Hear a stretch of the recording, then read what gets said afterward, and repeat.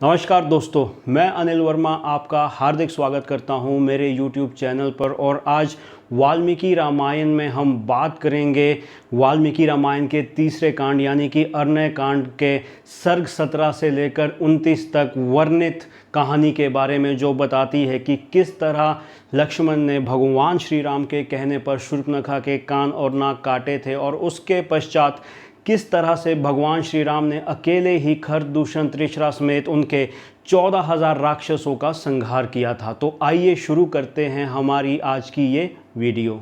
वनवास के 14 वर्ष में से 10 वर्ष भगवान श्री राम, लक्ष्मण एवं माता सीता चित्रकूट के आसपास के दंडक वन में बिताते हैं और उसके पश्चात अगस्त्य ऋषि के कहने पर पंचवटी नामक जगह पर आते हैं, जहां पर वो एक आश्रम का निर्माण करते हैं। इसी तरह से कुछ 1 महीना बीतने के पश्चात जब एक दिन भगवान श्री राम, लक्ष्मण एवं माता सीता आपस में वार्तालाप कर रहे होते हैं कि एक राक्षसी जिसका नाम शूर्पणखा था और जो बहन थी महाबली राक्षस राज रावण की, भगवान श्री राम को दूर से देखती है और उनको देखते ही उन पर मोहित हो जाती है। दोस्तों, वाल्मीकि जी ने यहाँ पर बहुत ही सुंदर वर्णन किया है भगवान श्री राम एवं शूर्पणखा के शारीरिक तुलना को लेकर, जो कि इस प्रकार से है। वाल्मीकि जी कहते हैं कि भगवान श्री राम का मुख अति सुंदर है और शूर्पणखा का महाभयानक। भगवान श्री राम का मध्य भाग ना अति बड़ा है ना अति लघु, जबकि शूर्पणखा का मध्य भाग बहुत बड़ा है, यानी कि उसका पेट बहुत बड़ा है। प्रभु श्री राम के नेत्र बड़े बड़े थे और शूर्पणखा के नेत्र लघु। भगवान श्री राम के बालों का रंग नीला था और शूर्पणखा के बालों का रंग लाल। श्री राम जी देखने में अति सुंदर थे और शूर्पणखा महाकुरु। श्री राम जी के कंठ का स्वर अति मधुर था और शूर्पणखा के कंठ का स्वर अति कर्कश। भगवान श्री राम जवान थे और शूर्पणखा महावृद्धा। तो इस तरह से तुलना की है वाल्मीकि जी ने भगवान श्री राम एवं राक्षसी शूर्पणखा के मध्य। भगवान श्री राम पर मोहित होते हुए, आसक्त होते हुए शूर्पणखा भगवान श्री राम के समीप जाते हुए कहती है कि जटा धारण किए, तपस्वी का भेष बनाए, हाथों में तीर कमान लिए स्त्री के साथ तुम राक्षसों से सेवित इस वन में क्या करने आए हो? तुम किसके पुत्र हो और यहाँ पर किस उद्देश्य से आए हो? मुझे ठीक ठीक से बतलाओ। क्योंकि भगवान श्री राम ने कभी अपने जीवन में असत्य नहीं कहा, इसलिए वो शूर्पणखा को सत्य बताते हुए कहते हैं कि वो महाराज दशरथ के पुत्र हैं, जो कि अयोध्या के राजा है, और अपने पिता के वचन के सम्मान के लिए वो 14 वर्ष तक वनवास में आए हैं। जो ये स्त्री साथ में तुम देख रही हो वो मेरी भार्या जानकी है, और जो ये तुम पुरुष मेरे साथ देख रही हो ये मेरा छोटा भाई लक्ष्मण है। अब तुम अपने बारे में बतलाओ कि तुम किसकी स्त्री हो, किसकी पुत्री हो और इस वन में अकेले क्यों विचरण कर रही हो। भगवान राम की ये बात सुनकर शूर्पणखा भगवान राम को उत्तर देते हुए कहती है कि मेरा नाम शूर्पणखा है और मैं अति बलवान राक्षस राज रावण, कुंभकर्ण एवं विभीषण की बहन हूँ। इस वन में मैं अपने भाई खर एवं दूषण के साथ विचरण कर रही हूँ। हे राम, तुम अति सुंदर हो और मैं तुम पर आसक्त हूँ, इसलिए मैं तुम्हें अपना पति बनाना चाहती हूँ। तुम मेरे पति बन जाओ और इस वन में विचरण करो। ये कुरूपा स्त्री मानुषी सीता तुम्हारे लायक नहीं है, अतः तुम इसका त्याग करके मुझे अपनाओ और सदा के लिए मेरे बन जाओ। भगवान श्री राम शूर्पणखा की ये बात सुनकर व्यंग्यपूर्ण तरीके से शूर्पणखा को कहते हैं कि हे देवी, मैं जानता हूँ कि तुम अति सुंदर हो और तुम्हें पाने के लिए कोई भी लालायित हो सकता है, लेकिन मैंने इस जन्म में एक ही स्त्री को वरण करने का निश्चय किया है, अतः मैं तुमसे विवाह नहीं कर सकता, मैं तुम्हें नहीं अपना सकता। लेकिन मेरा ये छोटा भाई लक्ष्मण इस वन में स्त्री रहित है और उसके पास अभी कोई स्त्री नहीं है और बहुत दिन से उसे स्त्री सुख भी प्राप्त नहीं हुआ है, इसलिए मैं चाहता हूँ कि तुम उसके पास जाओ और तुम उसका वरण करो। भगवान राम की ये बात सुनकर कामासक्त हुई शूर्पणखा लक्ष्मण जी के पास जाती है और उनसे उनका पति बनने की बात कहती है। लक्ष्मण ये बात सुनकर व्यंग्यतापूर्ण तरीके से शूर्पणखा को कहते हैं, हे देवी, मैं तो भगवान श्री राम का दास हूँ और सदा ही उनकी सेवा में लगा रहता हूँ।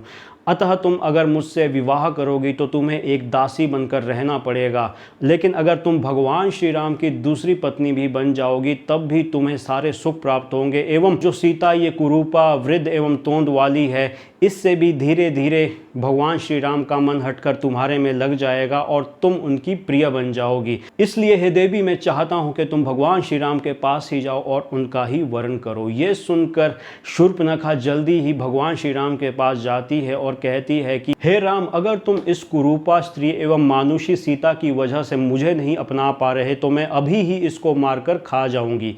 ये कथन कहने के बाद शूर्पणखा माता सीता की ओर दौड़ती हुई आती है कि तभी भगवान राम लक्ष्मण को कहते हैं कि हे लक्ष्मण, तुम जाके इसके नाक और कान काट दो। भगवान राम का आदेश सुनकर लक्ष्मण जी अपनी म्यान से तलवार निकालते हैं और शूर्पणखा के नाक और कान काट डालते हैं। इस घटना से आहत होकर शूर्पणखा दौड़ते हुए, तेज विलाप करते हुए अपने भाई खरदूषण के पास जाती है और उन्हें बताती है कि किस तरह से इस वन में आए हुए 2 तपस्वी एवं उनके साथ एक स्त्री ने उसका मान मर्दन किया है और उसके नाक और कान काट डाले हैं। ये सुनकर खर अति क्रोधित हो जाता है एवं अपने 14 महाबलवान राक्षसों को भेजता है भगवान श्री राम, लक्ष्मण एवं माता सीता को संहार करने के लिए। जैसे ही वो 14 महाबलवान राक्षस पंचवटी पहुंचते हैं भगवान श्री राम, लक्ष्मण और सीता को मारने के लिए कि भगवान श्री राम अपने हाथों में धनुष लेकर उनसे युद्ध करने के लिए तैयार हो जाते हैं कि तभी वो 14 बलवान राक्षस अपने हाथों से 14 त्रिशूलों को भगवान श्री राम की ओर फेंकते हैं। लेकिन भगवान श्री राम अपने धनुष पर पहने बाणों को चढ़ाकर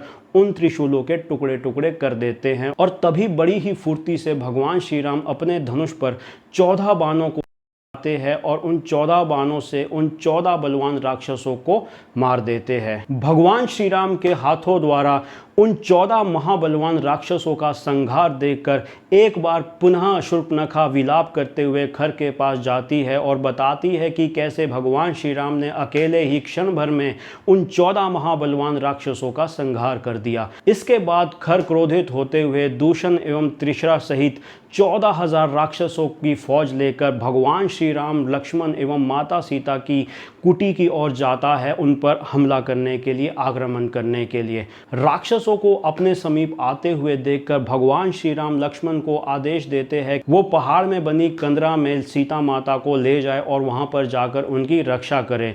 इन राक्षसों से मैं अकेले ही निपटूंगा और इनका संहार कर दूंगा। भगवान राम का आदेश मिलने के बाद लक्ष्मण माता सीता को लेकर पहाड़ में बनी कंदरा में चले जाते हैं। उसके पश्चात होता है महाभीषण युद्ध राक्षसों एवं भगवान श्री राम के मध्य। लक्ष्मण और माता सीता के जाने के बाद भगवान श्री राम अपना दिव्य कवच पहन लेते हैं और हाथ में धनुष पकड़कर युद्ध के लिए तैयार रहते हैं। भगवान श्री राम को युद्ध के लिए तैयार देखकर खरदूषण, त्रिशरा एवं उनके 14,000 सैनिक भगवान श्री राम पर अनेकों प्रकार के हथियारों, शिलाओं, वृक्षों से आक्रमण करते हैं। लेकिन भगवान श्री राम अपने दिव्य अस्त्रों से उनके सभी अस्त्रों शस्त्रों को पल भर में निष्क्रिय कर देते हैं और अपने पहने बाणों से समस्त 14,000 सैनिकों का संहार कर देते हैं। उसके पश्चात वो त्रिशरा, खर एवं दूषण का भी संहार कर देते हैं। तो ये थी हमारी आज की ये वीडियो। आशा करता हूँ कि आपको ये वीडियो ज़रूर पसंद आई होगी। जल्दी ही मिलते हैं एक ऐसी ही वीडियो के साथ। तब तक के लिए धन्यवाद।